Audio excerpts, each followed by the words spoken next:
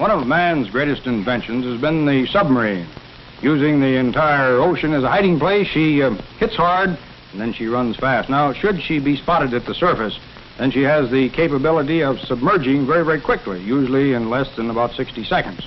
And to the submariner, that's known as a crash dive. Take her down before we're spotted. That baby might mount enough guns to blast us to kingdom come. Take her down.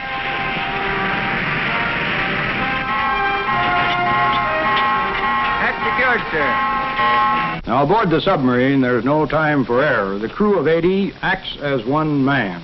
The complex operation of a 310-foot ship such as this is possible only through training, discipline, and constant attention to duty. Now, to tell us about the submarine, we have invited as our first guest one of the Navy's top-ranking officers. Years before he became a fleet admiral, he was also a top-notch submariner, and so it's with considerable pleasure that we welcome once again to Science in Action, Fleet Admiral Chester Nimitz. How are you, sir? Earl, I'm delighted to be aboard, to participate in this program. I heard you say that the submarine was one of man's greatest inventions. It might be that, and its most evil one, too, but submarines have earned a place in the navies of the world. Their effectiveness in World War I and World War II earned them a place in the navies of the world for the predictable future. They have many capabilities, and one of the people who is most competent to tell you about those capabilities is here in your studio tonight, Admiral Charles Lockwood. Well, you know, Admiral, I was very interested in reading the foreword to his book, Sink 'em All, Submarine Warfare in the Pacific, and I'd just like to read that once again. Now, we had many submarine captains, but only one Lockwood. That's correct. I still stick to that story. Well, we're quite fortunate, as I say, in having him here with us on Science in Action, so I'd like to have you meet Vice Admiral Charles Lockwood. How are you, sir? Thank you, Dr. Harold. How do, Charles? Very happy to see you again, sir. Well, gentlemen, we're here for a specific purpose, to learn something about submarines, so I suggest we let Admiral Lockwood take us on a tour, starting right now. Fine. Well, Doctor, this simplified diagram of the USS Nautilus, the world's first atomic-powered submarine, will serve to give us the general overall picture of our standard fleet-type submarines. They're divided into 8 compartments, each of which may be sealed off from the others. This forward compartment is the forward torpedo room. It contains the 6 bow tubes and also the reload torpedoes. The next compartment is called the forward battery room. Below the deck, it has enormous storage batteries which are used to propel the ship when submerged. Above it are the officers' quarters and the chief petty officers' quarters. These quarters are very small, but they're very comfortable and very handy. Well, then, this next section would be the control room, and on a standard-type submarine, you'd have the conning tower up here. But since this is a Nautilus, then the conning tower would be right in this section. That's correct. And in the standard submarine, these next 2 compartments would contain the mess room, the galley, and the crew's bunk room. I might add that in the galley, we prepare this Navy's best food, prepared by the best cooks in the Navy. Well, that's certainly something very close to me, because I sure like food. Well, now, this matter of propulsion, being a landlubber, I'm very much interested in just how a submarine gets through the water, its propelling power. Now, how about that? Well, the submarine has 2 systems of propulsion. On the surface, she uses her diesel engines, which can generate about 6,500 horsepower, and propel her at a speed of about 20 knots. For surface propulsion, she has enormous storage batteries all along the keel here, which produce power for driving her submerged. Well, in other words, then, if you didn't have one of these snorkels and you wanted to go below the water, then you'd have to use the batteries for that sort of work. That's correct. Well, now, of course, all of us are familiar with car batteries, but this king-size battery that we have over here is something a little bit different. Perhaps you can tell us how many batteries of this type you have in a normal standard submarine. Well, as you can see, this battery stands almost as high as a man. Mm-hmm. It weighs a little less than a ton, and it costs about $1,000 apiece. Mm-hmm. There are 120 of these in a submarine, and at full power, they're able to propel the submarine for about 10 miles. At minimum power, they're able to propel the submarine for about 100 miles. About 100 miles. And then, of course, you have to come back to the surface and recharge the batteries. That's correct. except that when you have a snorkel, you can charge while submerged. This snorkel is quite interesting. Just how does that work now? Well, this snorkel is simply an extensible breathing tube which brings air down to the engines and to the crew. The exhaust comes up this after pipe. Using those engines, you can recharge your batteries while submerged, and you can also propel yourself submerged while showing nothing more than this small snorkel float. Oh, that's certainly very effective. Well, that gives us a good idea as to the propelling power, but now this matter of submerging the ballast, I wonder if you could demonstrate on this chart up here just what happens when a submarine does go under. Well, in the first chart, we see the submarine on surface with no water in her main ballast tanks, which surround the hull. Yes. The main vents are then opened, and the water starts to flood into the ballast tank. She's now in an awash condition. In the third picture, she is completely submerged with her main ballast tanks full and her main vents closed. Well, then when you want to come back to surface, you'd have to put compressed air and blow this water out of these compartments, right? That's correct. And then that would be tied in with these diving fins or planes on the yes. two ends of the submarine. The most important thing about diving or surfacing is the control of the boat. In diving, these bow planes are set down to give the ship an angle down. And then you bring her to an even keel with the stern planes and bring her to the proper depth and on an even trim fore and aft. Yes, well, Admiral, I believe this would be the proper place to mention one of the most intricate training devices that I've ever seen. It's at the Mare Island Submarine Training Facility. And actually what it is an operating section, first of all, of a control room. And then above that, on the next floor, a conning tower. And then way up here, what would be the surface of the ocean, they have a floor on which small models of ships move about so that the periscope here can do the tracking of those boats up there. Let's see how that works by going, first of all, to this training facility right here at the control room and see what happens. Now, these large wheels, what would they be, Admiral?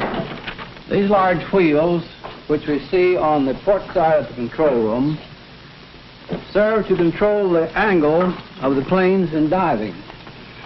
The instrument panel, which you see there, tells the underwater attitude of the ship at all times. The depth gauge, which is one of the most important instruments aboard, records the depths as we go down.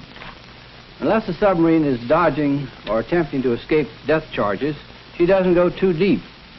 It is paramount, of course, to submerge far enough for the conning tower and superstructure to be below the surface.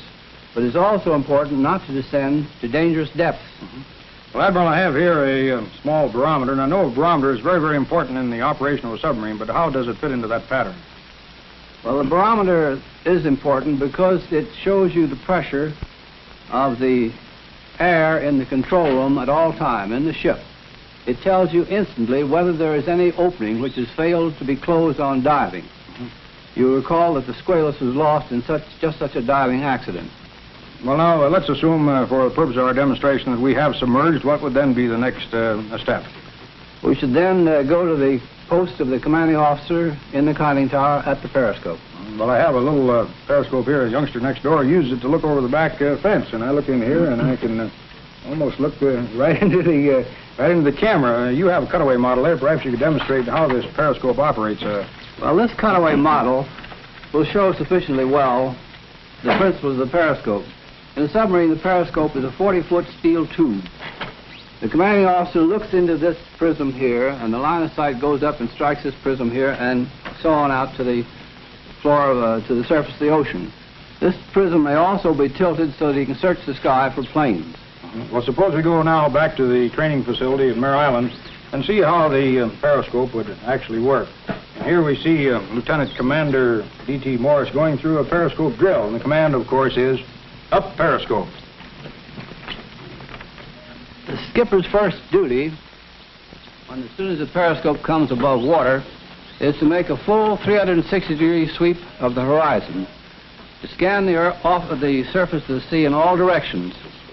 He then focuses on his target. The next command we will hear is range mark, and following that, bearing mark. At these commands, the assistant approach officer, in this case Lieutenant Ware, takes note of the range to the target and her bearing on the azimuth circle. And of course, to complete training, the skipper has to have something to focus on. So here we are topside on the third floor of this training facility looking at the boundless sea, or how it is simulated. And you'll notice that the deck is marked off in nautical miles. And across it move these little electric-powered dollies, or crabs as they are called. And on top of each crab is a model of an enemy ship, either a battleship, or carrier, or a destroyer. Now, these crabs can move at preset direction and speeds, which are scaled to the actual speed of ships at sea. We'll now see Chief Lindgren setting up the surface problem on the control board. The zigzag course of each ship is set on the dials, and the crabs, controlled from this unit, carry out the plan. Let us watch it operate. There's certainly a console that he has there. It's a very complicated device. Must have taken years to It takes an expert to run it. Now we're on the top side, and here comes the periscope up to focus on the target. Let's go below now and watch this operation through the periscope. I see the periscope coming around. Of course, the crew is down there working, as we saw a little bit earlier. There we are. And on the up periscope, of course, the skipper again makes a complete circle to scan the horizon. And then he focuses on the target. And very soon the target comes into view. In this case, it happens to be a heavy cruiser, which has been moving across the deck, mounted on the top of that crab. A most ingenious arrangement. And right here, of course, is one of these crabs, the type we were looking at. And you see on the top here is the model on which the skipper was focused, and the mechanism is down in here, which moves this in any direction, whichever is desired according to what is set up in the console. Well, now we've talked a little bit about the eyes, the periscope, the eyes of the submarine. How about the listening devices, say the sonar of a submarine? Well, the sonar system of the submarine is almost equally important with the periscope. It is represented on this model by this bubble on the keel. With this device, the operators can pick up underwater sound, much as a radio picks up sound waves in the air. And then by the character of these sounds, you can tell what sort of an object is out there in the water, either ahead of you or any other place in the area. That's right, Earl. A good sonar operator can tell the difference between the propeller sounds of a carrier and those of a destroyer. And of course, we should mention that the sonar system also is able to send out supersonic waves, and those go out and hit an object and bounce back to the submarine. And by the interval of time elapsed from the time they leave the ship until they come back, we can calculate the range. Just how far away that object might be. Well, suppose we listen to some of the things we might hear from a submarine if, for example, we were listening to a commercial ship, such as a freighter, the sort of a beat that we would hear from the propellers, and then followed by the beat of a faster ship, such as a destroyer.